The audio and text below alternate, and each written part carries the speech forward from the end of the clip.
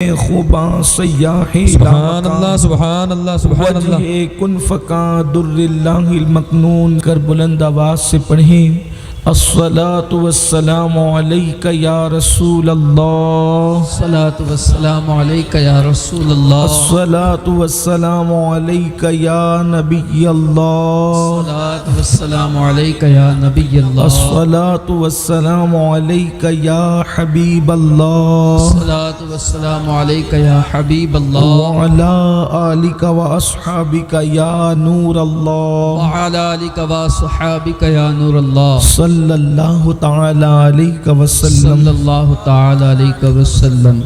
ذرے جھڑ کر تیری پیزاروں کے، سبحان اللہ، ذرے جھڑ کر تیری پیزاروں کے تاج سر بنتے ہیں سیاروں کے، ہم سے چوروں پہ جو فرمائے کرم، ہم سے چوروں پہ جو فرمائے کرم، خلعت زر بنے پشتاروں کے، اور صدق و عدل و کرم و ہمت میں، صدق و عدل و کرم و ہمت میں چار سو شہرے ہیں ان چاروں کے، چار سو شہرے ہیں ان چاروں کے، اور بحر تسلیم علی میدان میں، بحر تسلیم علی میدان میں سر جھکے رہتے ہیں تلواروں کے،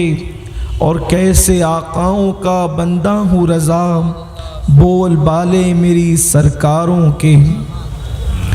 الحمدللہ آج کی یہ محفل امام الصحابہ سید الصحابہ سالار صحابہ یار غار مصطفیٰ رفیق مزار مصطفیٰ امام المشاہدین امام العارفین سیدنا عبداللہ ابن عثمان یعنی ابو بکر صدیق رضی اللہ تبارک و تعالی عنہ کی یاد میں ہماری یہ محفل، سالانہ محفل جو ہر سال جشن صدیق اکبر کے موقع پر منعقد ہوتی ہے، وہ اس سال بھی الحمدللہ یہ دوسری محفل ہے۔ کل ایک محفل تھی اور آج دوسری محفل۔ گزشتہ سال بھی ہم نے 3 روزہ جشن سیدنا صدیق اکبر منایا اللہ کی توفیق سے، اور آج ہم پھر سیدنا صدیق اکبر رضی اللہ تعالیٰ کی یاد میں جمع ہوئے ہیں۔ یوں تو سیدنا صدیق اکبر رضی اللہ تعالیٰ کی شان بڑی عظیم ہے، ان کی منقبت خود اللہ نے بیان فرمائی، اللہ کے رسول نے بیان فرمائی، صحابہ نے بیان فرمائی، اہل بیت اطہار نے ان کی منقبت بیان کی، اور اللہ کے رسول صلی اللہ علیہ وآلہ وسلم نے خود ارشاد فرمایا کہ میری امت پر واجب ہے، یہ کنز العمال شریف کی حدیث ہے، اللہ کے حبیب صلی اللہ علیہ وآلہ وسلم فرماتے ہیں میری امت پر واجب ہے کہ ابو بکر کا شکریہ ادا کریں اور ابو بکر سے محبت کریں۔ اللہ کے حبیب صلی اللہ علیہ وآلہ وسلم نے سیدنا صدیق اکبر رضی اللہ تعالیٰ سے محبت کا حکم دیا اور فرمایا میری امت پر واجب ہے، فرمایا واجب ہے، ضروری ہے، لازم ہے کہ وہ ابو بکر کا شکریہ ادا کریں۔ کس بات پر شکریہ ادا کریں؟ جو احسانات سیدنا ابو بکر صدیق رضی اللہ تعالیٰ عنہ نے اسلام پر کیے ہیں، ان احسانات کا شکریہ ادا کریں۔ انشاءاللہ آنے والی گفتگو میں انہی قربانیوں کا ذکر ہوگا، انہی احسانات کا ذکر ہوگا جو سیدنا صدیق اکبر رضی اللہ تعالیٰ عنہ نے اسلام پر کیے ہیں، مسلمانوں پر کیے ہیں۔ اللہ تبارک و تعالیٰ نے سیدنا صدیق اکبر رضی اللہ تعالیٰ کی شان میں کم و بیش قرآن کی 22 آیتیں نازل فرمائی، جن میں سے ایک آیت یہ بھی ہے والذی جاء بالصدق وصدق به اولئک هم المتقون۔ اللہ ارشاد فرماتا ہے کہ اور وہ جو حق کو لے کر آیا، صدق کو جو لے کر آیا، یہاں صدق لانے والی ذات آمنہ کے لال اور محبوب کردگار مصطفیٰ جان رحمت کی ذات ہے۔ جو صدق لے کر آیا اور اس صدق کی تصدیق جنہوں نے کی، اللہ رب العزت فرماتا ہے جنہوں نے صدق کی تصدیق کی، اس سے مراد سیدنا ابو بکر صدیق ہیں۔ اللہ فرماتا ہے اولئک هم المتقون، اور یہی لوگ متقی ہیں۔ میرے پیارے آقا صلی اللہ علیہ وسلم کے پیارے دیوانوں، یہ سیدنا صدیق اکبر رضی اللہ تعالیٰ عنہ ہیں۔ اب آئیں دیکھیں سیدنا ابو بکر صدیق رضی اللہ تعالیٰ عنہ، یہ پیدا ہوئے، پیدا ہونے کے بعد کچھ عمر آپ کی ہوئی، اور پھر آپ کی امی ایک مرتبہ بت کی عبادت کے لیے غیر اللہ کے ساتھ گویا کہ شرک کرنے کے لیے آپ کو ایک بت خانے میں لے گئی تاکہ آپ کو وہ عبادت کرائیں اس بت کی۔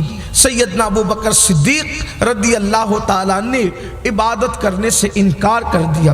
ابھی اللہ کے حبیب علیہ السلام نے نبوت کا اعلان نہیں کیا تھا، ابھی آقا کریم صلی اللہ علیہ وآلہ وسلم نے شمع توحید کو مکہ المکرمہ کے رخساروں پر روشن نہیں کیا تھا، لیکن اللہ اکبر، صدیق اکبر کی فطرت کو قدرت نے کیسے ڈھالا، قدرت نے کیسے ان کی حفاظت کی۔ سیدنا ابو بکر صدیق کی ماں جب آپ کو بت کی عبادت کے لیے لے گئی تو آپ نے انکار کر دیا یہ کہہ کر کہ جو خود ننگا بھوکا ہو وہ کسی کو کپڑے اور کھانا کیا دے سکتا ہے، اس لیے میں ایسے کی عبادت نہیں کر سکتا۔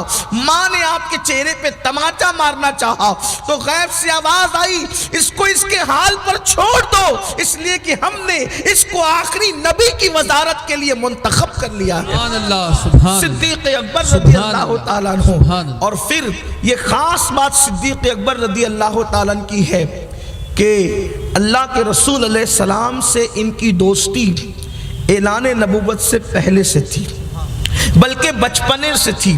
سیدنا صدیق اکبر سے حضور علیہ السلام کی دوستی بچپنے سے تھی۔ یہ عمر میں 2.5 سال کم تھے اللہ کے رسول صلی اللہ علیہ وآلہ وسلم سے، یعنی 2 سال 6 مہینے ان کی عمر آقا کریم رؤوف الرحیم صلی اللہ علیہ وآلہ وسلم سے کم تھی سیدنا صدیق اکبر رضی اللہ تعالیٰ عنہ کی۔ تو اللہ کے حبیب علیہ السلام کے ساتھ ساتھ رہے، بلکہ وہ سفر جو ملک شام کا سفر تھا، یعنی حضرت ابو طالب کے ساتھ، جو اللہ کے رسول صلی اللہ علیہ وآلہ وسلم جو مکہ المکرمہ سے ملک شام تشریف لے گئے، اور تجارت کے لیے آپ کی تمنا یہ تھی کہ آپ اپنے چچا کے ساتھ جو ہے وہ تجارت کے لیے تشریف لے جائیں، اور آپ کے چچا بھی آپ کو مکے میں اکیلا چھوڑنا نہیں چاہتے تھے۔ یہ جناب ابو طالب کی محبت تھی اللہ کے رسول صلی اللہ علیہ وآلہ وسلم کے ساتھ، تو چونکہ آپ چھوڑنا نہیں چاہتے تھے اس لیے آپ کو ساتھ لے گئے۔ اور پھر وہ واقعہ بیان کیا جاتا ہے کہ جس وقت اللہ اکبر پورا قافلہ چلا، اور چلنے کے بعد اللہ اکبر ایک درخت کے نیچے آقا کونین صلی اللہ علیہ وآلہ وسلم جس قافلے میں جلوگر تھے، وہ قافلہ جب رکا اور جب درخت کے نیچے سب لوگ پہلے سے جا کر بیٹھ گئے تو پھر یہ معجزہ حضور کا دیکھا گیا۔ کم و بیش حضور علیہ السلام کی عمر شریف اس وقت 12 سال یا 14 سال کی تھی۔ اللہ اکبر، جس وقت میرے آقا آئے تو درخت نے جو ہے وہ اپنی ٹہنیوں کو آگے بڑھا دیا اور حضور علیہ السلام کے سر پہ سایہ کر دیا۔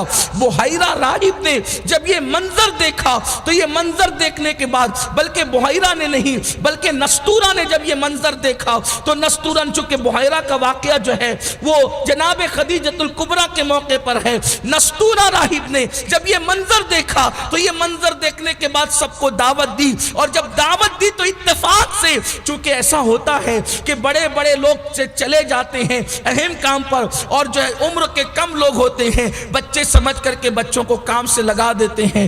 ایسا ہی ہوا، جس وقت پورے قافلے کو دعوت دی نستورہ نے تو سارے لوگ چلے گئے۔ کہا یہ 2 لڑکوں کو، معاذ اللہ، یہ صرف سمجھانے کے لیے انہوں نے کہا تو نقل کر رہا ہوں، ان 2 لڑکوں کو جو ہے یہاں سامان سنبھالنے کے لیے چھوڑ دیتے ہیں اور ہم لوگ دعوت میں چلے جاتے ہیں۔ جب پورا قافلہ دعوت میں گیا تو نستورہ نے پوچھا کہ بھئی تمہارے قافلے میں کوئی رہ تو نہیں گیا؟ تو کہا کہ نہیں، کوئی نہیں رہ گیا۔ کہا نہیں، ہم نے جس کے لیے دعوت دی تھی وہ مہمان تو ابھی تک آیا ہی نہیں، ہم نے جس کے لیے دعوت دی تھی وہ مہمان تو ابھی تک آیا ہی نہیں، قربان جائیں۔ اللہ اکبر۔ کسی مفکر نے کہا تھا کہ کسی بھی ذات کو کبھی دور سے مت دیکھنا ورنہ ذات پہچان نہیں سکو گے، اور کسی ذات کو غرور سے مت دیکھنا ورنہ وہ ذات بھی پہچان نہ سکو گے۔ جب کوئی چیز دور سے دیکھی جاتی ہے تو بھی اس کی معرفت نصیب نہیں ہوتی، اور جب غرور سے دیکھی جاتی ہے تو بھی اس کی معرفت نصیب نہیں ہوتی۔ اللہ اکبر۔ ہند کے مشرکوں نے میرے محبوب کو دور سے دیکھا اور مکے کے مشرکوں نے غرور سے دیکھا، اس لیے پہچان نہ سکے۔ مصطفیٰ کریم کو انہوں نے پہچانا جنہوں نے قریب سے دیکھا یا غرور سے نہیں دیکھا۔ میرے پیارے آقا علیہ السلام کے دیوانوں، مکے کے مغرور رؤسا جو ہے وہ رسول اللہ کو یہ کہہ کر چھوڑ گئے کہ چلو دعوت میں چلتے ہیں۔ نستورہ کہتا ہے جس کے لیے دعوت کی تھی وہ تو آئی ہی نہیں۔ کہا کہ کون؟ کا سب آ گئے لیکن دعوت کسی اور کے لیے کی۔ کہا کون بچا؟ تو حضرت ابو طالب نے کہا کہ میرا بھتیجا بچا ہوا ہے۔ کہا اس کو بھی بلا لو۔ جب حضور تشریف لائے تو وہ غور سے آنکھیں پھاڑ کے دیکھنے لگا، ساتھ میں صدیق اکبر بھی تھے۔ اب سب کو جو بلا لیا گیا، نستورہ کا آدمی وہاں کھڑا کیا گیا اور ان دونوں کو بلایا گیا تو دیکھنے لگا اور کان میں کہتے ابو طالب کے کہ تم کون ہو اس کے؟ توجہ فرمائیں، تم کون ہو اس کے؟ تو کہا کہ میں اس کا باپ ہوں۔ جگہ اس کا باپ ہوں۔ کہا نہ، اس کا کوئی باپ زمین پہ زندہ ہے ہی نہیں، آپ اس کے چچا ہیں۔ اس لیے کہ میری جو مذہبی کتاب ہے اس میں یہ بات لکھی ہوئی ہے کہ باپ کا وصال ہو گیا اور وہ شہزادے والا تبار چچا کی پرورش میں ہے، تم باپ نہیں ہو تم چچا ہو۔ یہ بھی آسمانی کتاب میں، یہ بھی چچا کی پرورش میں ہے۔ تو کہا کہ تم چچا ہو۔ حضرت ابو طالب نے مسکرا دیا، کہا کہ جانتے ہو یہ کون ہے؟ کہا یہ اللہ کا آخری نبی ہے۔ 12 سال کی یا 14 سال کی عمر میں نستورہ کہ یہ اللہ کا نبی ہے، آخری رسول ہے یہ، اور اس کو جلدی سے لے جاؤ، یہودی تو اس کی تلاش میں شہید کر دیں گے۔ تو اس وقت یہ طے پایا کہ انہیں آدھے رستے سے واپس کر دیا جائے۔ تو کہا کہ اس ذات کو، چونکہ اب حضرت ابو طالب کا ساتھ چھوٹتا ہے، چونکہ سیرت میں اور اس پہ روایتوں پہ اختلاف ہے، لیکن چونکہ عنوان کے تحت عرض کر رہا ہوں اور آپ میری طبیعت سے واقف ہیں کہ جو روایتیں عنوان سے متعلق ملتی ہیں اس کا ذکر کرتے، آپ کے ذوق پر چھوڑ دیتے، پھر آپ چاہے اس کو چھوڑ جائیں چاہے قبول کر کے لے جائیں۔ اس لیے کہ تاجر کا کام ہوتا ہے سودا رکھ کر بیچ دینا، پھر گاہک کا کام ہوتا ہے یا تو اس کو پسند آنے پر لے جائے یا تو چھوڑ جائے۔ تو آپ چاہے لے جائیں چاہے چھوڑ جائیں، آپ نہیں لے جائیں گے تو کوئی نہ کوئی دوسرا گاہک تو انشاءاللہ آئے گا اور لے کر چلا ہی جائے گا، لیکن آپ کی توجہ چاہتا ہوں۔ تو اب یہ ہوا کہ حضرت ابو طالب کا ساتھ چھوٹتا ہے، بھئی آئے تو تھے حضرت ابو طالب کے ساتھ، اب جانا ہے واپس، کچھ لوگوں کو ساتھ کریں گے، لیکن اتنا لمبا سفر تنہائی محسوس نہ ہو تو ساتھ میں کوئی چاہیے۔ تب مشورہ ہوا کہ ایک کام کروں، ابو بکر سے اس کی محبت بڑی مشہور ہے، تو چونکہ ساتھ میں بھیجنا ہے تو جب یہ کچھ لوگوں کے ساتھ بھیج ہی رہے ہیں تو ساتھ میں تنہائی محسوس نہ ہو، اس لیے ابو بکر کو ساتھ کر دیتے ہیں۔ اور پھر جہاں ساتھ ابو طالب چھوٹا وہاں صدیق کا ساتھ کر دیا گیا۔ اتنی محبت اس وقت بھی مشہور تھی دونوں کی کہ حضرت ابو طالب کے ساتھ آئے تھے اور گئے تھے حضرت ابو بکر صدیق کے ساتھ، یعنی کہ سفر میں تنہائی محسوس نہ ہو اس لیے جو ہے صدیق اکبر کے ساتھ روانہ کر دیے گئے۔ اللہ اکبر۔ یہ تھا صدیق اکبر سے آپ کا معاملہ جو اعلان نبوت سے پہلے بھی مشہور تھا اور معروف تھا۔ اللہ اکبر۔ پھر اب اور دھیان سے سنیں، شاید ہو سکتا ہے ابھی تک سیرت کے اس واقعے کی طرف آپ کی توجہ نہ ہو۔ اعلان نبوت کے بعد تو بہت خرچہ کیا حضور پہ، سب نشاور کیا، سب قربان کیا۔ اعلان نبوت سے پہلے بھی کیا کیا کیا؟ صدیق اکبر کی قربانیوں کو لوگ بھول گئے، صدیق اکبر کی قربانیوں کو لوگ بھول گئے۔ امام شافعی کہتے ہیں نادانوں کے لیے کہ ہم جب صحابہ کی تعریف کرتے ہیں تو ہم لوگوں کو خارجی لگنے لگتے ہیں، جب ہم صحابہ کی تعریف کرتے ہیں تو ہم لوگوں کو خارجی لگنے لگتے ہیں، اور جب اہل بیت کی تعریف کرنے لگتے ہیں تو ہم لوگوں کو رافضی لگنے لگتے ہیں۔ نہ مگر ہم رافضی ہیں نہ ہم خارجی ہیں، کیونکہ خارجی تو صرف اہل بیت کے خلاف صحابی کا نام لیتا ہے، اور رافضی تو صحابہ کے خلاف اہل بیت کا نام لیتا ہے۔ ہم خلاف میں نام نہیں لیتے، ہم محبت اور مسرور میں ان کی تعریف کرتے ہیں، کیونکہ ان کا دونوں کا مرکز مصطفیٰ جان رحمت کی ذات ہے۔ تو نبی کا جو غلام ہے ہمارا وہ امام ہے، ہم حضور کی نسبت کی بنیاد پہ پیار کرتے ہیں، اور اہل سنت کے امام کے لہجے میں کہتے ہیں اہل سنت کا ہے بیڑا پار، اصحاب حضور نجم ہے اور ناؤ ہے اطرت رسول اللہ کی۔ صدیق اکبر کی قربانیوں کو اس امت نے بھلایا، صدیق اکبر کی محبتوں کو اس امت نے بھلایا۔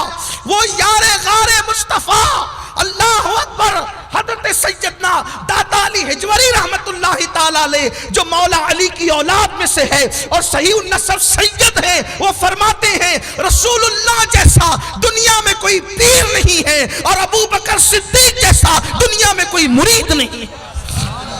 یہ مولا کائنات کی اولاد منقبت پڑھ رہی ہے صدیق اکبر رضی اللہ تعالیٰ کی، اور یہ شان ہے صدیق اکبر رضی اللہ تعالیٰ۔ تو پھر زندگی گزرتی رہی اور صدیق اکبر بہت قریب رہے حضور کی۔ ابھی ابو بکر صدیق کو بھی پتہ نہیں تھا کہ یہ اللہ کے نبی ہیں۔ حضور کی عمر ٹھیک 25 سال کی ہوگی۔ بھئی تھوڑا تفصیل سے پڑھوں نا، کچھ آج بہت دنوں کے بعد ملاقات ہوئی، تھوڑا تفصیل سے پڑھنا چاہتا، اجازت ہے آپ کی؟ غیر وقت پہ گفتگو ختم کریں گے، لیکن تھوڑی سی مجھے اجازت دے، کیونکہ میرے خیال سے کافی عرصہ بیتا اور مصروفیت بڑی، اور پتہ نہیں کیا ہوا کہ مالیگاؤں سے ایک رشتہ تھوڑا سا بیان کے حساب سے اور محفل کے حساب سے کچھ کمزور ہو گیا۔ اب 22 دن آنا نہیں ہوتا، اس لیے آپ سے ملاقات بھی تاخیر سے ہوتی ہے، لیکن مجھے اس پر خوشی ہے کہ فقیر کتنے بھی دن کے بعد آتا ہے آپ کی محبت تازہ ہی رہتی ہے۔ یہ کرم ہے غوثیت مآب کا، اللہ رسول کا کرم ہے، اللہ ہماری محبتوں کو سلامت رکھے۔ تو تھوڑا تفصیل سے پڑھنا چاہتا ہوں صدیق اکبر کی محبت کو، مگر بیچ بیچ میں پھر اس کا پس منظر اگر نہیں بیان ہوگا تو کچھ لوگ کھڑے ہیں ان کو جگہ نہیں ہے، یہاں اگر لوگ کچھ بیٹھ جائیں تو اچھا ہو۔ درود شریف پڑھ لیں آپ بلند آواز۔ اللہ رب محمد صلی اللہ علیہ وسلم نحن عباد محمد صلی اللہ علیہ وسلم وعلی ذوی وآلہ ابد الدہور وکرما صلاۃ و سلام علیک یا جد الحسن والحسین صلاۃ و سلام علیک یا جد الغوث الثقلین۔ چلیے آئیے توجہ کریں، درود شریف بلند آواز سے پڑھیں۔ آگے کھسک جائیں، جن کو جگہ نہیں ملی ان کے لیے آپ جگہ بنا دیں، ادھر بھی آگے آ جائیں تھوڑا سا۔ ہاں، اس محفل میں کسی مومن بھائی کے لیے جگہ بنانے کی برکت یہ ہے کہ اللہ جنت میں ہمارے لیے جگہ کشادہ کر دیتا ہے۔ ایک بار بلند آواز سے پڑھیں، توجہ حاضر کریں، درود شریف۔ اللہم صلی علی سیدنا مولانا محمد وبارک وسلم صلاۃ و سلام علیک یا سیدی یا رسول اللہ صلی اللہ تعالی علیہ وسلم۔ ثم الرضا عن ابی بکر وعن عمر وعن علی وعن عثمان ذی الکرم مولا صلی وسلم دائما ابدا علی حبیبک خیر الخلق کلہم الصلاۃ والسلام علیک یا جد الحسن والحسین۔ تو عرض کر رہا تھا کہ اب دونوں کی جو بچپنے سے دوستی تھی وہ تو تھی، اب اللہ کے رسول علیہ السلام کی عمر شریف ہو گئی ٹھیک 25 سال، اور جب 25 سال اللہ کے رسول علیہ السلام کی عمر ہو گئی تو صدیق اکبر کی عمر کتنی ہوئی؟ 22.5 سال، ٹھیک صحیح 22.5 سال۔ ابھی ان کی بھی شادی نہیں ہوئی اور ان کی بھی شادی نہیں ہوئی۔ اب ہوا یہ کہ ام المومنین حضرت خدیجۃ الکبریٰ 2 مرتبہ بیوہ ہو چکی تھی۔ میں سرکار علیہ السلام کے نکاح کا وہ تذکرہ کر چکا ہوں، ابھی پھر سے اس کو مکمل نہیں، صرف اشارہ دے کے اصل عنوان جو اس میں صدیق اکبر کا رول ہے، سرکار علیہ السلام کے پہلے نکاح میں جو صدیق اکبر رضی اللہ تعالیٰ کا کردار ہے وہ بتانا چاہتا ہوں، کہ پھر آپ کو پتا چلے گا کہ صدیق کون ہے، اور اہل سنت صدیق پر اپنی جان کیوں نچھاور کرتے۔ لوگ یہ کہتے ہیں کہ وہ تو لالچ میں آ گئے تھے کہ اب اسلام آیا ہے تو پوری دنیا پہ حکومت بھی ہوگی۔ جس قوم کو जो है वो मारा पीटा जाता था, भूखा प्यासा रखा जाता था। वहां तसव्वुर क्या हो सकता था कि कोई जिएगा भी और हुकूमत भी करेगा। और इस्लाम तो अल्लाह अकबर, बल्कि नुज़ूल वही तो बाद में हुई। अबू बकर सिद्दीक तो उससे भी पहले हुजूर अलैहिस्सलाम के कदमों में आ चुके थे, बहैसियत दोस्त ही सही, लेकिन सिद्दीक अकबर आ चुके थे। अल्लाह अकबर। तो अर्ज ये कर रहा था कि जब आक़ाए करीम सल्लल्लाहु अलैहि वसल्लम की उम्र शरीफ ठीक 25 साल की हुई, तो उस वक्त अल्लाह के हबीब अलैहिस्सलातु व तस्लीम के निकाह के असबाब बने। और उसका सबब ये बना कि सैयदा ताहिरा सैयदतुना खदीजतुल कुबरा सलामुल्लाह अलैहा ने, चूंकि आपको बड़े बड़े रईसों ने ये निकाह का पैगाम दिया कि निकाह करना है। वो 2 मरतबा बेवा हो चुकी थी और उन्होंने तय कर लिया था अब मुझे तीसरी मरतबा कोई निकाह नहीं करना। लेकिन जबकि अब सब मायूस हो चुके थे, रिश्ता भेजने वाले थी बड़ी मालदार, बड़ी दौलतमंद थी, बल्कि मलके तुज्जार कहलाती थी, रईसे मक्का कहलाती थी। इतना खुदा ने माल अता किया था। एक दिन ख्वाब देखा कि चांद आसमान से उतरा और मेरी गोद में आ गया और मेरी गोद में छुप गया।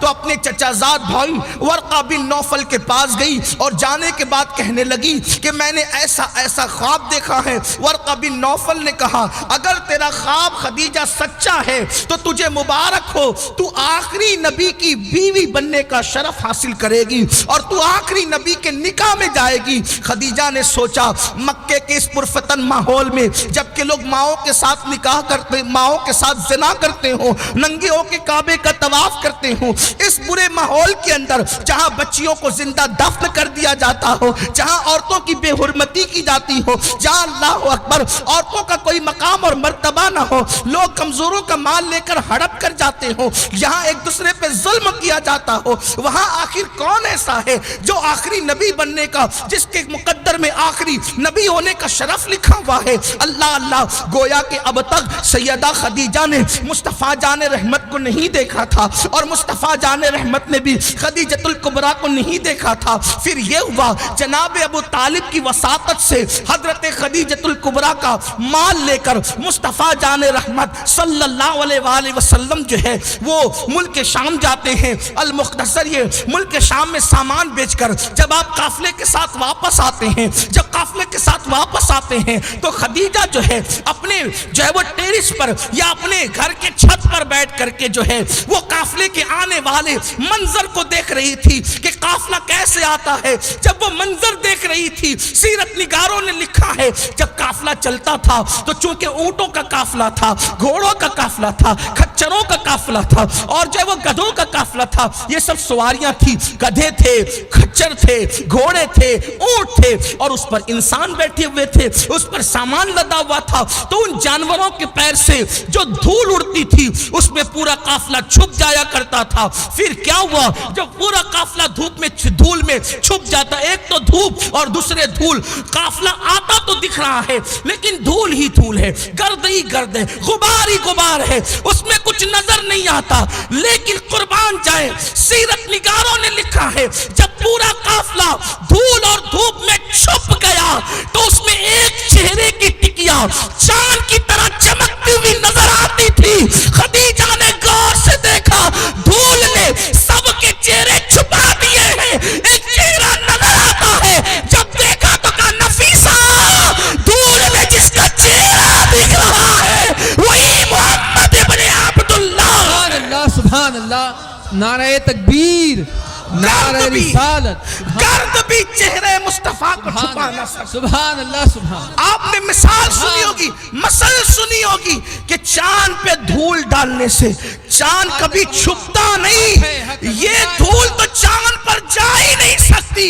लोगों ने ये मसल ली कहां से कि चांद पे धूल डालने से चांद छुपता नहीं, आसमान पर तो ना धूल है ना गुबार है। शायद कहने वालों ने चेहरे मुस्तफा को देखकर कहा था कि जिसके चेहरे की चमक को गुबार न छुपा सके उसे रुखे वद्दुहाए मुस्तफा कहते हैं, उसे अपने आका का चेहरा कहते हैं।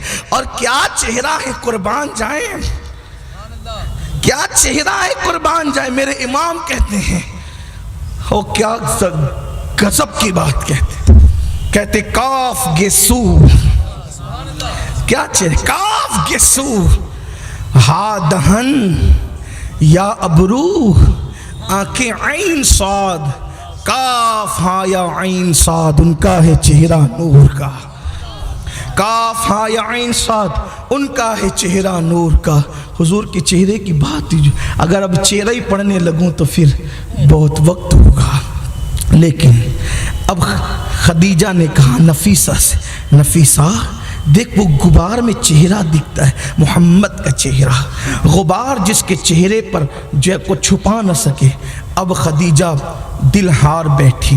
خدیجہ نے سوچا ورقہ نے جس کا پتہ بتایا تھا یہ وہی ذات ہے، اور پھر خدیجہ نے فیصلہ کر لیا، سیدتنا خدیجۃ الکبریٰ سلام اللہ علیہا، انہوں نے فیصلہ کر لیا کہ میں خود آگے بڑھ کر ان کے پاس رشتہ بھیجوں گی، خود آگے بڑھ کر۔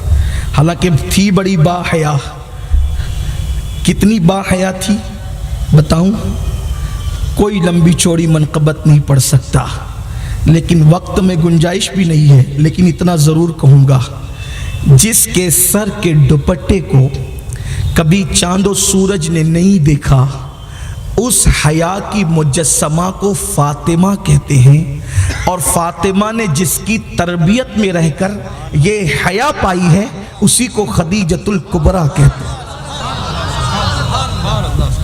سمجھدار کے لیے اشارہ کافی ہے، جس کی صحبت میں رہ کر فاطمہ فاطمہ بنتی ہے، جس کے کوکھ سے جنم لے کر فاطمہ فاطمہ بنتی ہے، ہائے ہائے اس خدیجۃ الکبریٰ کی شان کیا ہوگی۔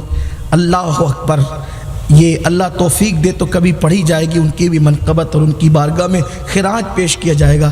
بلکہ یہ اس شان کی خاتون ہے کہ پیر پھسلا شرمندہ ہو گئی، اتنی حیادار تھی کہ حضور کے سامنے، شوہر کے سامنے پیر پھسلا، شرما گئی۔ قدرت نے ان کی شرم اور حیا پہ پردے ڈالنے کے لیے جبریل کو بھیجا، جبریل جا اور خدیجہ کو میرا سلام کہہ دے، تاکہ اس حادثے کو وہ بھول جائے۔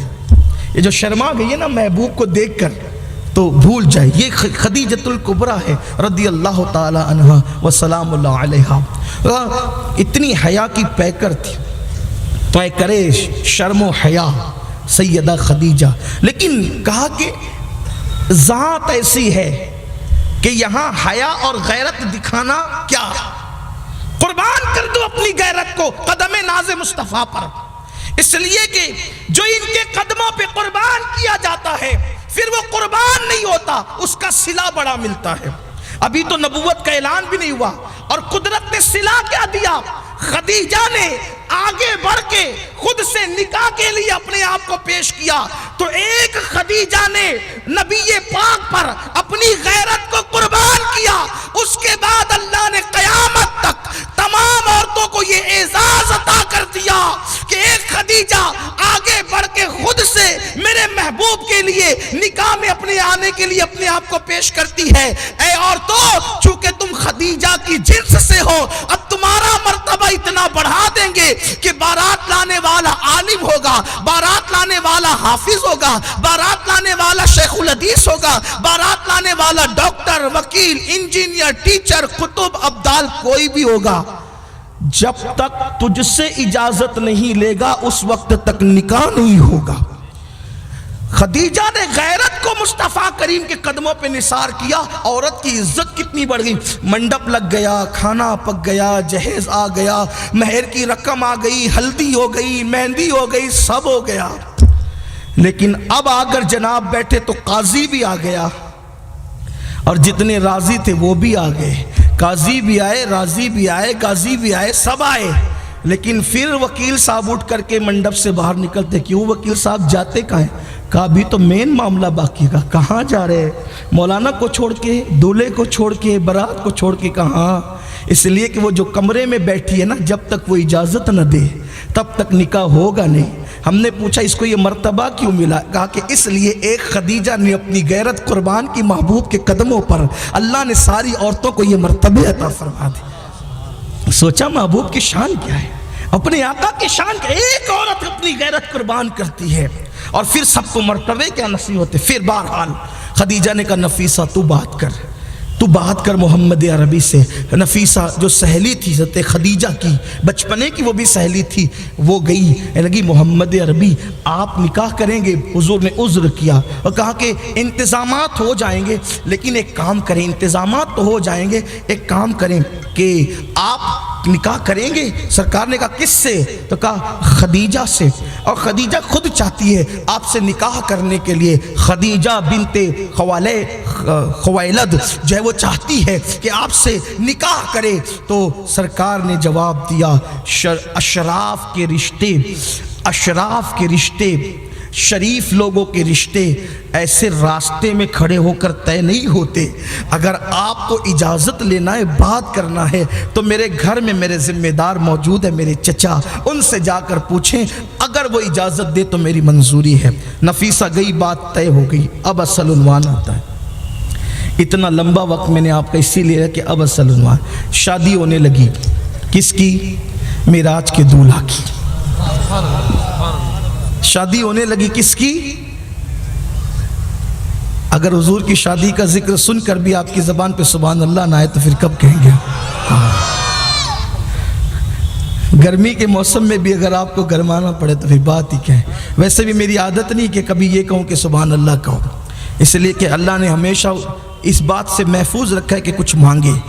داد کے لیے سبحان اللہ نہیں کہتا، بلکہ آپ کی محبت کے اظہار کے لیے سبحان اللہ کہنے کی بات کی ہے. ہاں، حضور کی شادی ہو رہی ہے. اب سیرت نگاروں کے سب کردار کو پڑھ کر اس کا عطر مجموعہ آپ کی خدمت میں پیش کرنے لگا ہوں. اب جو بات کہنے لگا ہوں اس کو لکھا ہے حضرت جلال الدین عارف رومی نے. کس نے لکھا؟ عارف رومی نے لکھا اس کو. شادی کے انتظامات ہونے لگے، ساری ذمہ داریاں چچا اٹھانے لگے. یہ انتظام، مہر کا انتظام، یہ انتظام، سب ذمہ داریاں حضرت ابو طالب اٹھانے لگے. حضور علیہ السلام کی تمنا تھی کہ سب تو چچا کر رہے ہیں، جو شادی کا جوڑا ہے وہ میں نے خود خریدنا. شادی کا جوڑا میں نے خود خریدنا ہے. لیکن قربان مالک کونین کے پاس بظاہر اس وقت تو اتنی رقم نہ تھی کہ حضور شادی کا جوڑا خریدتے. اور حیا، غیرت کہنا نہیں دینا چاہتی تھی کہ میں نے جوڑا خریدنا ہے. سیدنا صدیق اکبر آئے، ابھی دوستی تھی، ابھی کلمہ بھی نہیں پڑھا تھا کیونکہ کلمے کا حکم ابھی آیا نہیں تھا. آئے، کہا بھائی محمد عربی یہ بتاؤ کہ شادی کے ایام ہے لیکن تمہارے چہرے پہ جو خوشی کے آثار ہونے چاہیے وہ میں نہیں دیکھتا. سرکار نے اب جو بات تھی دل کی، کیونکہ دل کی بات دوستوں سے کہی جاتی ہے، سرکار نے فرمایا کہ سارے انتظام تو چچا کر رہے ہیں اور مجھے ڈریس جو شادی کے لیے نیا لباس اس کا انتظام کرنا تھا، سو میں کر نہ سکا. صدیق اکبر گئے، نیا جوڑا خریدا اور لا کر بارگاہ رسالت میں پیش کر دیا. یہ جوڑا میری طرف سے، یہ جوڑا میری طرف سے. اب توجہ کریں، صدیق ابھی نبوت کا اعلان نہیں ہوا. حضور نے شادی کے دن کس کا لایا ہوا جوڑا پہنا؟ فاطمۃ الزہرا کی آمد کب ہوگی؟ شادی کے بعد. فاطمۃ الزہرا کی آمد کب ہوگی؟ شادی کے بعد. سیدہ زینب کب پیدا ہوگی؟ شادی کے بعد. ام کلثوم اور رقیہ کا وجود کب ہوگا؟ شادی کے بعد. حضرت قاسم اور عبداللہ کا وجود کب ہوگا؟ شادی کے بعد. اور پھر فاطمہ آئے گی تو حسنین کریمین آئیں گے. اللہ اکبر. گویا کے سلسلے اہل بیت اب نبی کے گھر میں، بھئی جب بیت ہوگا تو اہل بیت ہوں گے. اور ابھی چونکہ بیت کا بسنا ہے، گھر بسے گا تو گھر والے آئیں گے. اور اس دن شادی کے انتظام کے لیے، جوڑے کے لیے، اللہ اکبر، مہر کا انتظام جناب ابو طالب کرتے ہیں. شادی کے دوسرے اخراجات کا انتظام حضرت ابو طالب کرتے ہیں. اور شادی کا جوڑا سیدنا ابو بکر صدیق لاتے ہیں. اتفاق کی بات جلال الدین رومی لکھتے ہیں، اتفاق جس کو اپنے الفاظ کے جامع میں پیش کر رہا ہوں کچھ تصرفات کے ساتھ. عارف رومی لکھتے ہیں ادھر سے صدیق نے جوڑا لایا، ادھر سے خدیجہ کے گھر سے بھی خوبصورت جوڑا آیا.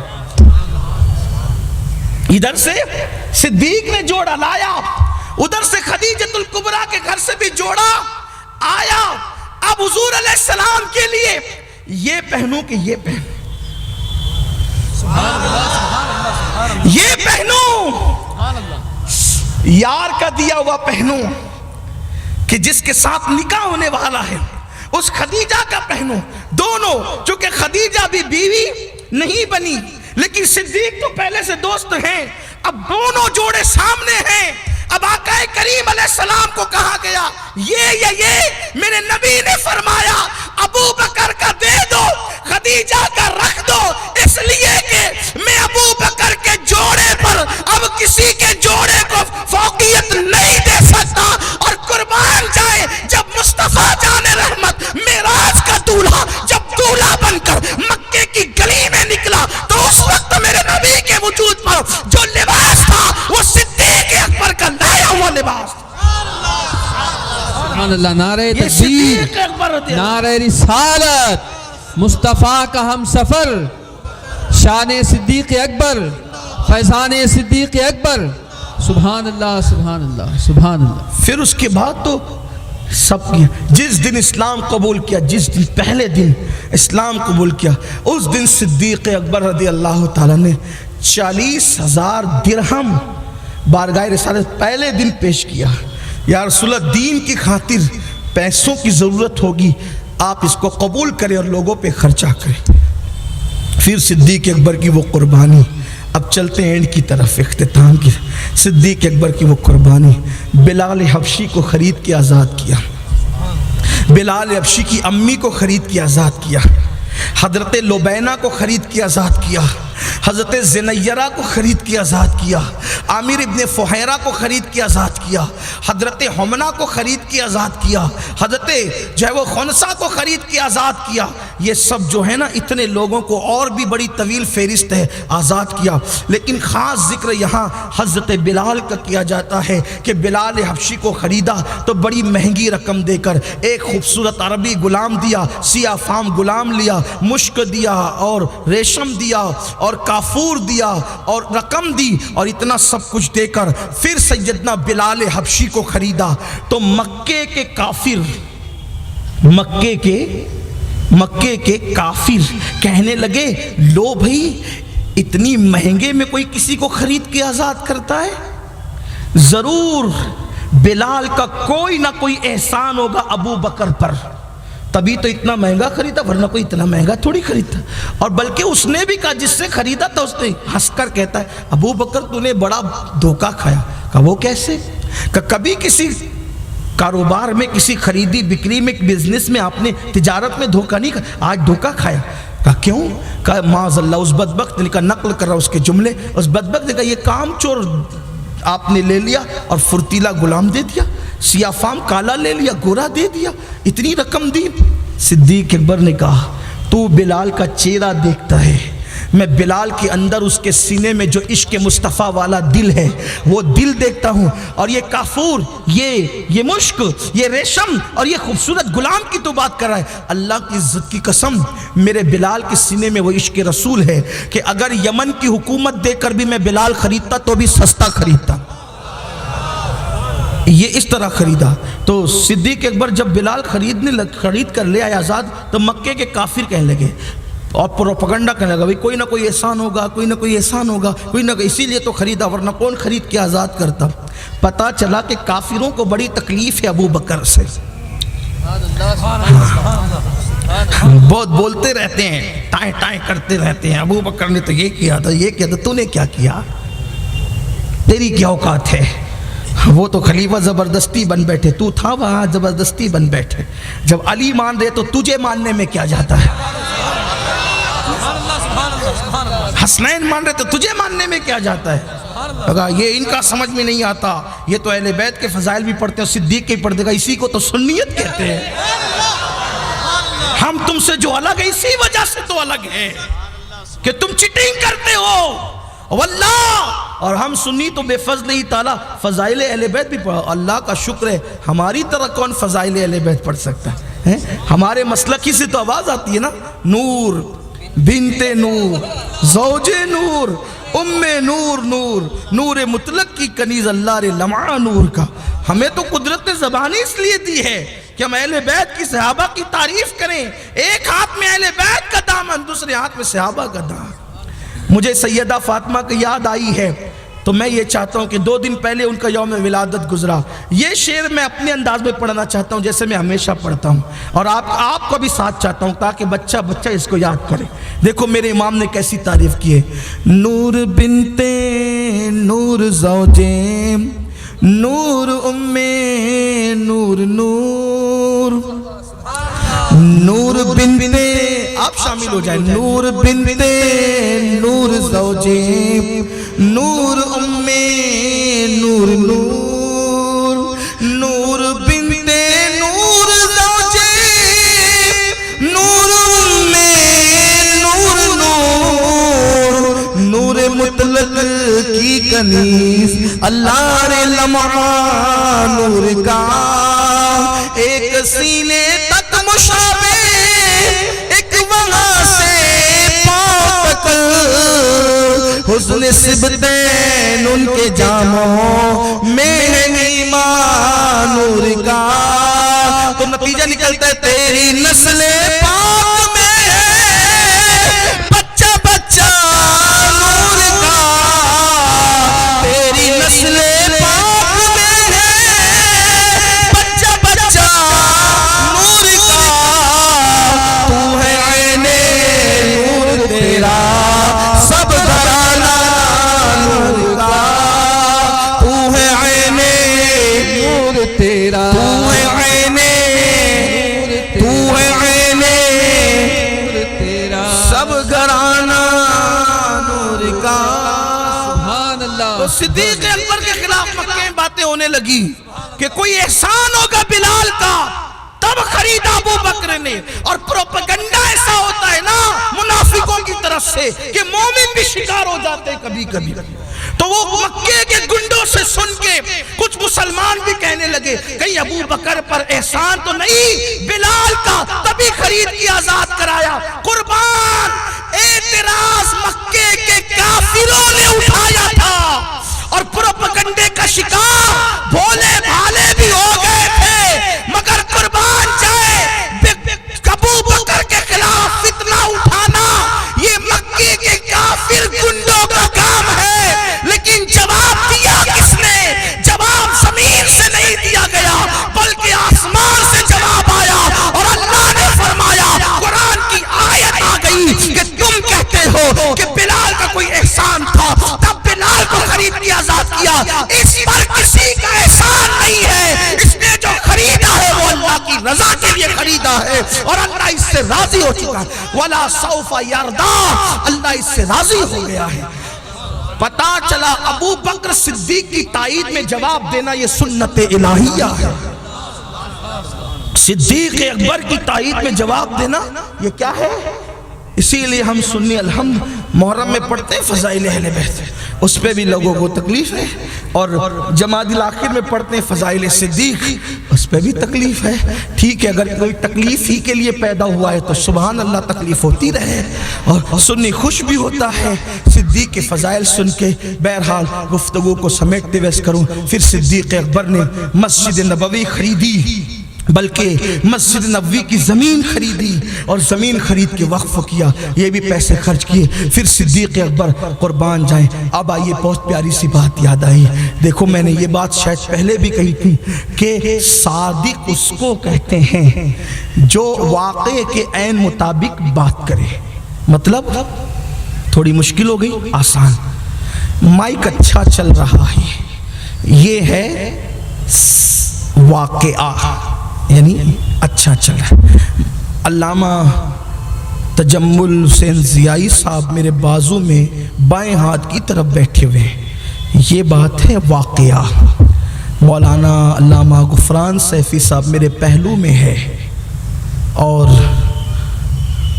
हाफिज़ मकसूद अशरफ साहब मेरे दाईं तरफ है, अल्लामा इम्तियाज़ नजमी साहब मेरे दाईं तरफ है। ये है वाक़या। वाक़े के ऐन मुताबिक बात करने को कहते हैं सादिक, यानी सच्ची बात करने वाला।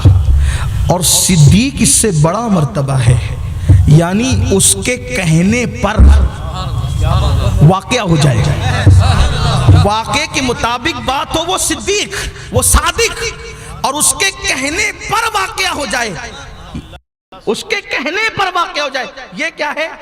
صدیق۔ آئیے صدیق کا مرتبہ تو بہت بڑا ہے، صدیقہ کو دیکھیں۔ صدیق کے گھر میں جو بیٹی ہے، بڑی بیٹی صدیقہ اسماء بنت ابو بکر، یہ بڑی بیٹی ہے صدیق ہے۔ کتنی قربانی ہے یار، لوگ کیا سمجھتے ہیں؟ وہ نوجوان چھوکروں کو اللہ ہدایت دے جو ہوٹلوں پہ بے وضو اور بے غسل بیٹھ کر صحابہ کرام کی گستاخیاں کرتے ہیں۔ یہ حالت ہے لوگوں کی، جن کے غسل بھی درست نہیں ہے، جن کو صحائے ستہ کا مخرج ادا کرنے کا شعور نہیں ہے، جو قرآن مقدس کی 4 آیتیں صحیح نہیں پڑھ سکتے، اور جمعہ جو مشکل سے غسل کرتے ہیں، 2 رکعت نماز پڑھتے ہیں، ملچھے جیسے بن کر کے رہتے ہیں، وہ ادھر ادھر بیٹھ کے وہ تو ابو بکر نے یہ کیا اور عمر نے وہ کیا، اور وہ ایسے نام لیتے ہیں معاذ اللہ جیسے کسی اپنے کلاس میٹ کا نام لے رہے ہیں۔ شرم آنی چاہیے، سنیو ایمان بچاؤ ایسے ایمان کے لٹیروں سے، جو اہل بیت سے کے ساتھ غداری کرے اس کو بھی جوتے کی نوک پہ رکھو، اور جو صحابہ کی شان میں بے ادبی کرے اس بدبخت کو بھی جوتے کی نوک پہ رکھو۔ کیوں؟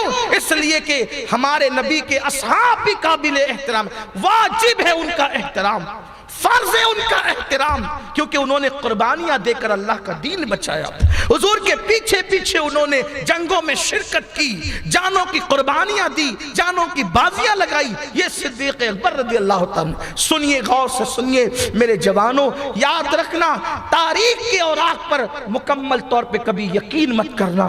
اوراق کی تاریخ اگر ہمارے بزرگوں کی منقبت پڑھ رہے ہیں ہم اسے قبول کر لیں، اور اوراق کی تاریخ اگر معاذ اللہ نبی کے یاروں کی یا نبی کے اہل بیت کی توہین کر رہے ہیں ہم اس کو قطعاً ماننے کے لیے تیار نہیں ہے۔ مورخ کو جھوٹا کہہ دینا آسان ہے، لیکن صحابہ کی توہین کر کے اپنے آپ کو لعنتی مت بناؤ، اپنے آپ کو لعنتی مت بناؤ۔ میرے آقا نے فرمایا جب بھی میرے صحابہ کا ذکر کرو ادب اور احترام کے ساتھ کرو، زبان کو سنبھالو۔ جس نے صحابی کی توہین کی اللہ نہ اس کا فرض قبول کرتا ہے نہ اس کا نفل قبول کرتا ہے، اس پر اللہ کی لعنتیں برستی ہے۔ آپ جانتے ہیں وہ بھی صدیق اکبر، امام الصحابہ، سالار صحابہ، امام المشاہدین سیدنا صدیق اکبر رضی اللہ تعالیٰ۔ یاد رکھنا جتنے بھی صحابہ ہیں سب صحابہ کی صحابیت اپنی جگہ مسلم ہے، لیکن ایک صحابی ہے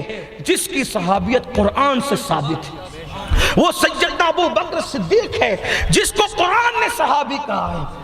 قرآن کہتا ہے اذ یقول لصاحبہ، اور جب اس نے کہا اپنے صاحب سے، اپنے صحابی سے کہا، کیا کہا؟ لا تحزن، غم نہ کر، لا تحزن، غم نہ کر، غم نہ کر۔ اور جس دن سے رسول اللہ نے کہا غم نہ کر، قدرت نے اس دن سے ابو بکر صدیق کا غم ایسا دور کر دیا کہ صدیق کو پھر کبھی غم آیا ہی نہیں۔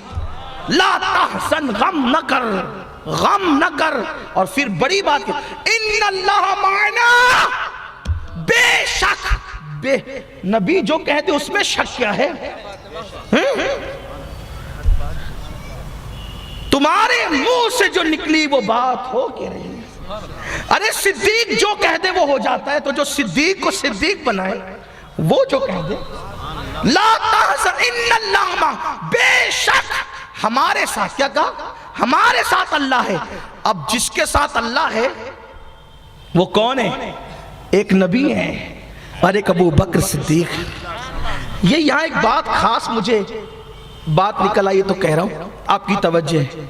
لوگ یہاں تفسیر لکھتے لکھتے بھی تھوڑی سی گڑبڑ کر گئے کچھ لوگ۔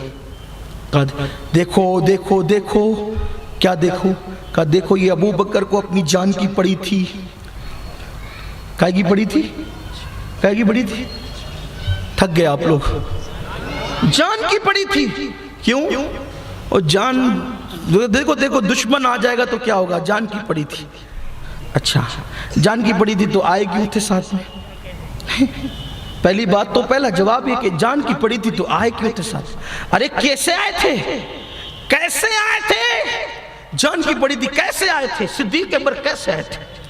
اللہ کے رسول علیہ السلام پہ ہجرت کا حکم آیا، اللہ کے رسول پہ ہجرت کا حکم آیا، اور سرکار اپنے گھر سے نکلے اور سیدھا جو گئے وہاں کعبۃ اللہ شریف کے طواف کے لیے، کعبے کا طواف کیا، 7 چکر پورے کیے، حضور نے نماز پڑھی، نماز پڑھ کے کعبے کو کہا اے کعبہ میں تجھ سے پیار کرتا ہوں لیکن میری قوم نے مجھے بظاہر مجبور کیا، اب میں جا رہا ہوں، لیکن سن اے کعبہ جلدی واپس آؤں گا، جا رہا ہوں جلدی واپس آؤں گا انشاءاللہ، اور جب آؤں گا تو کوئی روک نہیں سکے گا۔ پھر روتے ہوئے نکلے اللہ کے گھر سے، نبی اپنے گھر سے نکل کے کہاں گئے؟ اللہ کے گھر، اور اللہ کے گھر سے نکل کے کہاں گئے؟ ابو بکر صدیق کے گھر، اور جب گئے نا وہاں قربان صدیق کا مقام، حضور جس کے گھر جائیں اللہ کے گھر کے بعد وہ ابو بکر صدیق کا گھر ہے، اور گئے نا تو وہاں دستک کی ضرورت نہیں پڑی، جیسے ہی گئے فوراً دروازہ کھلا، آقا ہجرت کی رات آگئی، چلنا ہے، تیاری ہے۔ ابو بکر تمہیں کیسے پتا؟ حضور آپ نے ایک دن کہا تھا نا کہ میں ہجرت کروں گا، اللہ کا حکم آئے گا، تو میں نے پوچھا تھا کون جائے گا ساتھ میں، تو آپ نے کہا تھا تمہارے سوا کون جائے گا، ہجرت کا حکم رات میں آئے گا۔ تو سرکار جس دن سے آپ نے کہا تھا نا آپ کے ساتھ مجھے ہجرت کے لیے جانا ہے، اس کے بعد میں کسی رات سویا ہی نہیں، میں انتظار میں رہتا، آج ہجرت کی رات ہے، آج ہجرت کی رات ہے، آج ساری تیاری کر کے رکھتا سرکار، لیکن آپ نہیں آتے صبح تک، اور میں دروازے پہ پیٹ لگا کے بیٹھا رہتا کہ دستک دینے کی ضرورت بھی نہ پڑے۔ کبھی کبھی تو ایسا ہوا ہوا کا جھونکا آیا اور سوچا حضور آ رہے ہیں، دروازہ کھلا تو کوئی نہیں تھا، انداز ہو بہو تیری آواز پاک تھا، باہر نکل کے دیکھا تو جھونکا ہوا کا، آج ہجرت کی رات، 2 اونٹنیاں تیار، گھر کا سارا سامان تیار، پردیس جا رہے ہیں، اجنبی وطن، پتہ نہیں کیا ہوگا، کیا کریں گے، کتنے دن رہنا ہے، اب تو سبھی چھوڑ کے جا رہے ہیں، پورا مال باندھ لیا، پورا مال باندھ لیا۔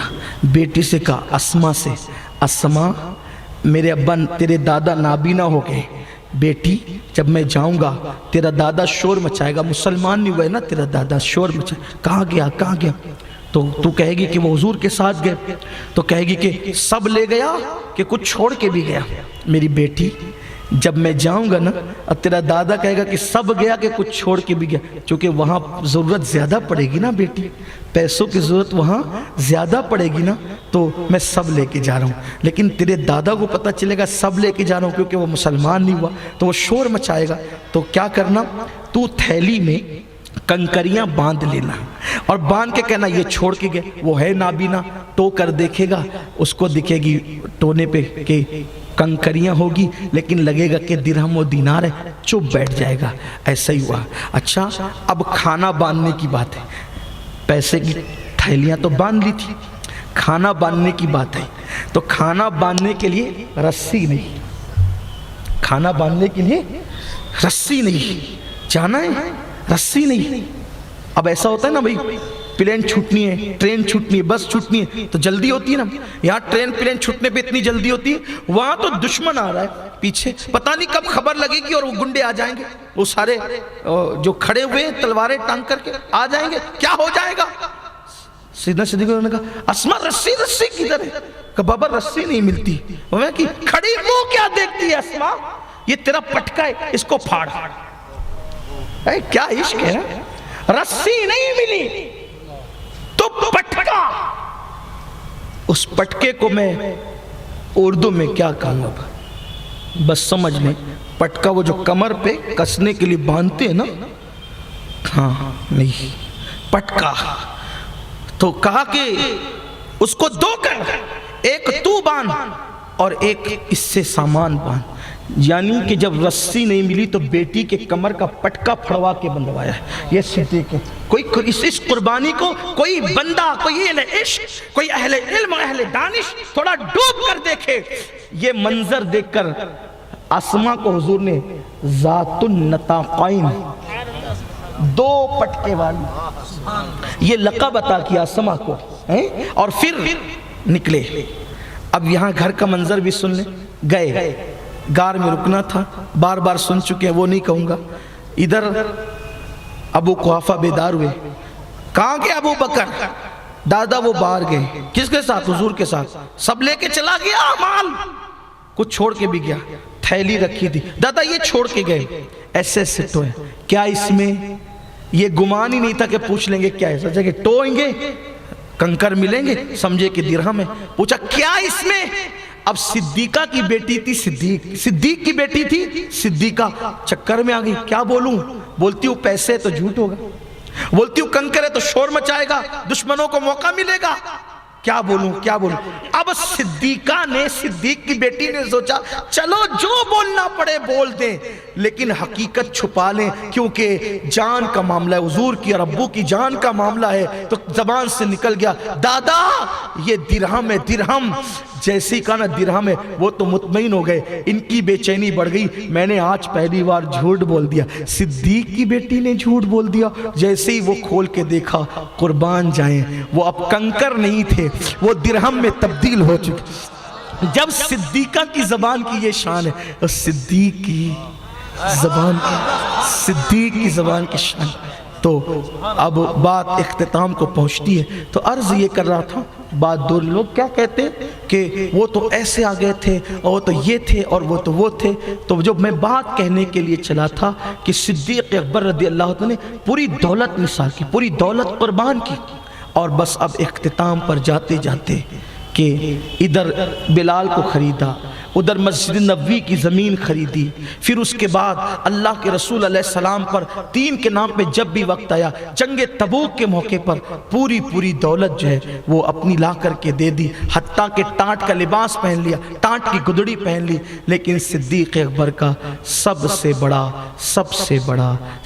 بڑا کارنامہ یہ ہے کہ بس اس پر بات اب مکمل ہوتی ہے. سب سے بڑا صدیق اکبر کا کارنامہ یہ کہ جس دن اللہ کے رسول صلی اللہ تعالی علیہ وآلہ وسلم نے، جس دن اللہ کے رسول صلی اللہ تعالی علیہ وآلہ وسلم نے وصال فرمایا، جس دن آقا کا وصال ہوا، اس دن اسلام کی بنیادیں ہل گئی.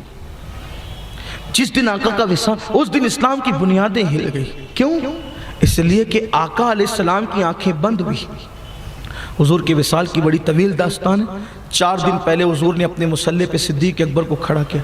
صدیق اکبر کو حضور علیہ السلام نے اپنے مصلی پر کھڑا کیا. اس بات سے کسی کو اختلاف ہے ہی نہیں، سب متفق ہے، سب متفق ہے.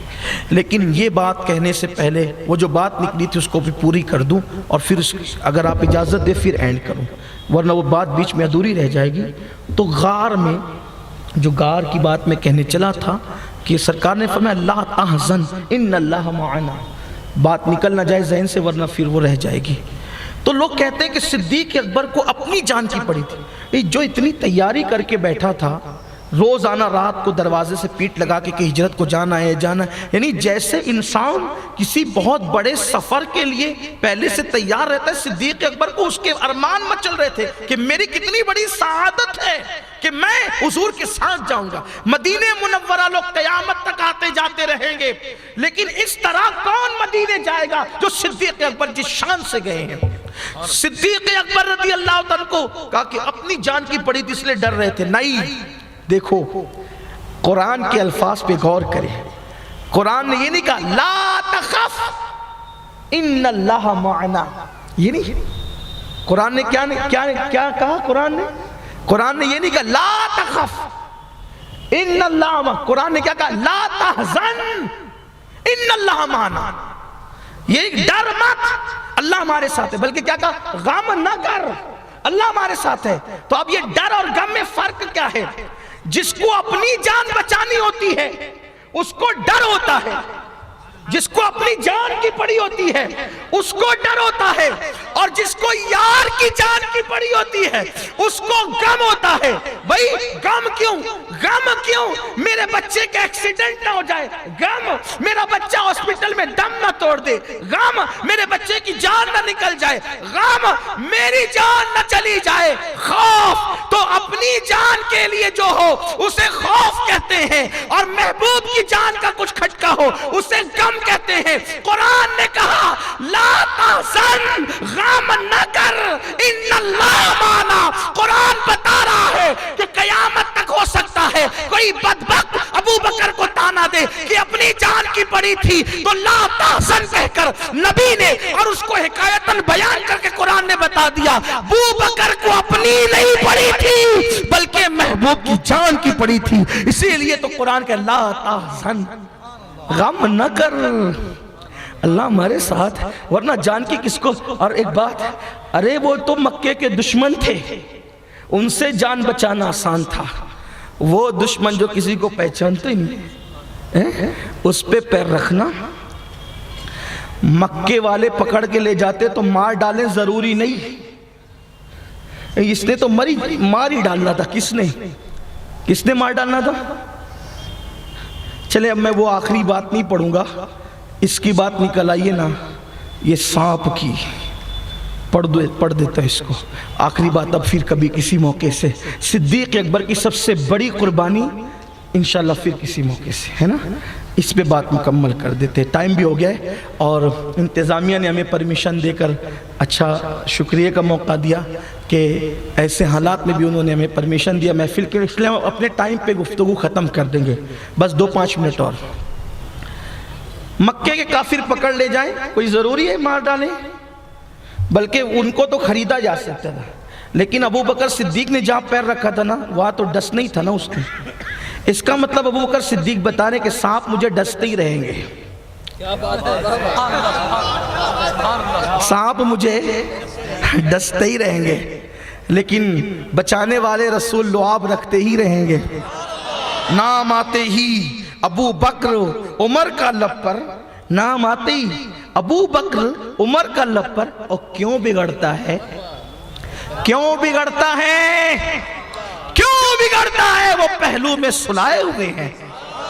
سیدنا امام زین العابدین سے کسی نے پوچھا، سید سجاد سے میرے امام سے کسی نے پوچھا ابو بکر صدیق کا مرتبہ نبی کے بارگاہ میں کیا ہے؟ تو سیدنا امام زین العابدین نے فرمایا جو کل تھا وہ آج ہے، جو آج ہے وہ کل تھا۔ مطلب کیا؟ جو کل تھا وہ آج ہے، جو آج ہے وہ کل تھا۔ مطلب کیا؟ ارے نہیں دیکھتے کہ آج سب سے زیادہ نبی کے کون قریب میں ہے؟ جو آج قریب میں ہے وہ کل بھی سب سے زیادہ قریب تھا۔ کون کہہ رہا ہے؟ حسین پاک کا بیٹا کہہ رہا ہے کہ یہی مرتبہ ہے ان کا مرتبہ، اور حسین پاک کا دوسرا بیٹا کہہ رہا ہے مرتبہ حضرت صدیق کا یہ ہے سید، ہر فضیلت کے وہ جامع ہیں نبوت کے۔ سانپ پہ پیر رکھا ہے، ڈس بھائی ڈس، نبی کے لیے ڈسوانا تو عاشقوں کا کام ہے، ڈستا رہے زہر بھرتا رہے، اس لیے کہ ہمیں پتا ہے کہ زہر والوں کا زہر اتنا نقصان نہیں کرتا، کیونکہ عاشقوں پر نبی کا لعاب بھی رکھا جاتا ہے، کسی کو مرہم نصیب ہوتا ہے، کسی کو نبی کا لعاب۔ یہ سانپ جی کون تھے بتائیے؟ ناگ مہاراج کون تھے آپ کو پتا ہے؟ کون تھے یہ؟ کہاں سے آئے تھے؟ اس کی تاریخ میں بتاتا ہوں۔